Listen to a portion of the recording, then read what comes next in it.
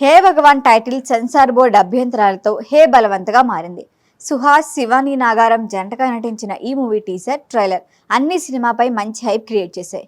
Hero తండ్రి ఏం వ్యాపారం చేస్తున్నాడు అనే ప్రశ్న వైరల్ అయింది. ఈ ప్రశ్నకు సమాధానం థియేటర్లో ఇచ్చారు మేకర్స్.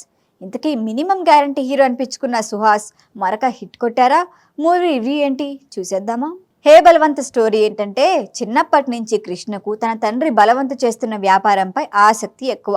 తండ్రి ఏం వ్యాపారం చేస్తున్నాడో తెలియకపోయినా పెద్దయ్యాక ఆ వ్యాపార బాధ్యతలను తీసుకోవాలని ఫిక్స్ అవుతాడు. బలవంత్ మాత్రం తన కొడుకుని సిటీకి పంపించి చదివిస్తాడు.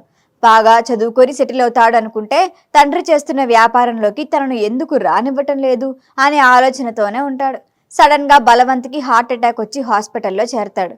బిజినెస్ టెన్షన్ వల్ల ఇలా జరిగిందని డాక్టర్లు చెప్పడంతో ఇక వ్యాపారం తాను హ్యాండ్ ఓవర్ చేసుకునే టైం వచ్చిందని ఫిక్స్ అవుతాడు కృష్ణ.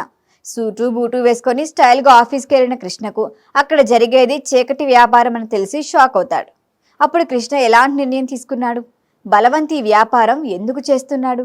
కృష్ణను ప్రేమించిన అమ్మాయి మిత్రకి నిజం తెలిసాక ఏం జరిగింది? ఇదే స్టోరీ.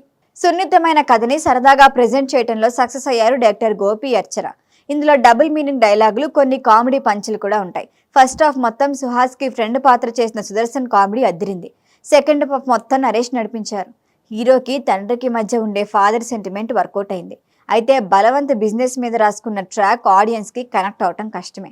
అసలు ఎందుకు ఇలాంటి చీకటి వ్యాపారంలోకి దిగారు అన్నది దర్శకుడు కన్వీనియంట్గా చెప్పలేకపోయారు.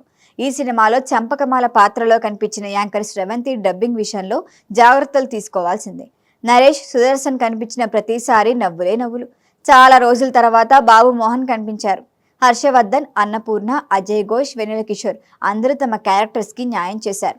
హీరోగా సుహాస్ మరొకసారి చాలా సింపుల్గా కనిపించాడు.